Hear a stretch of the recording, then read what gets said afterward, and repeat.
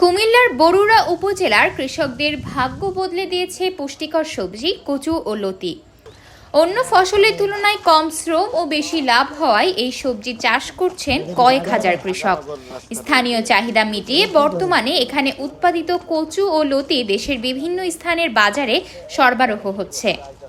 এমনকি চাহিদা থাকায় কয়েক বছর ধরে যুক্তরাষ্ট্র ও যুক্তরাজ্য সহ প্রায় 25টি দেশে রফতানি হচ্ছে এই কচু ও লতি।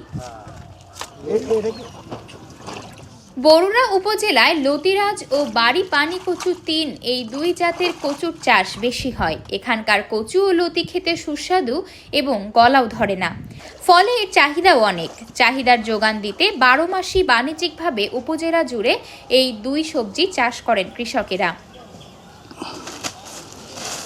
একবার রোপণ করলে ফলন পাওয়া যায় বছরের 8 থেকে 9 মাস। কম খরচে বেশি লাভ হওয়ায় চাষিরা ঝুঁকছেন কচুর লতি চাষে।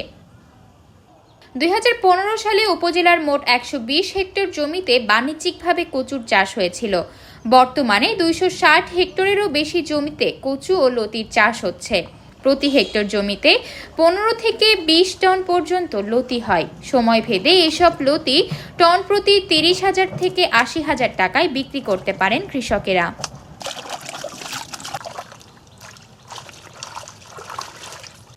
খরচের তুলনায় লাভ বেশি হওয়ায় কৃষকরা বাণিজ্যিকভাবে কচু ও লতি চাষ করে থাকেন। বর্তমানে পুরো উপজেলায় বাণিজ্যিকভাবে 3,000-এরও বেশি কৃষক কচু ও লতি চাষ করছেন। কচু ক্ষেতের কচু বিক্ষিত, আমরা এটার কারণে বাঁচতে এসি, চলতে এসি।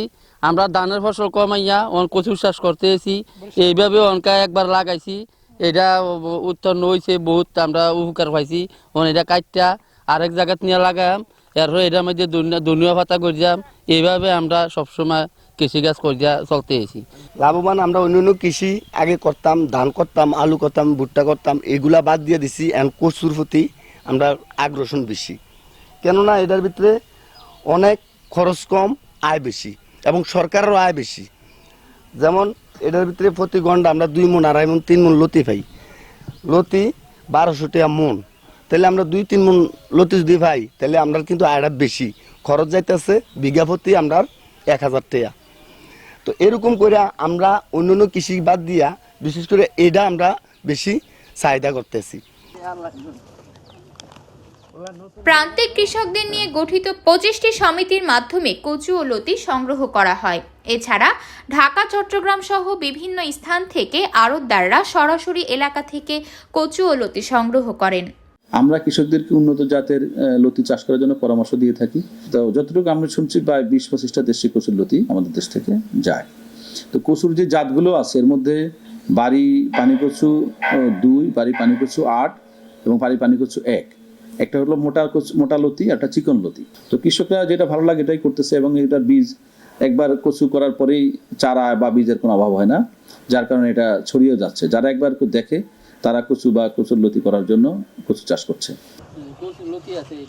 সরকারি সহায়তা পেলে কুমিল্লায় সবজি, কচু ও লতি চাষে আরো আগ্রহী হয়ে উঠবেন, এমনটাই মনে করেন সংশ্লিষ্টরা।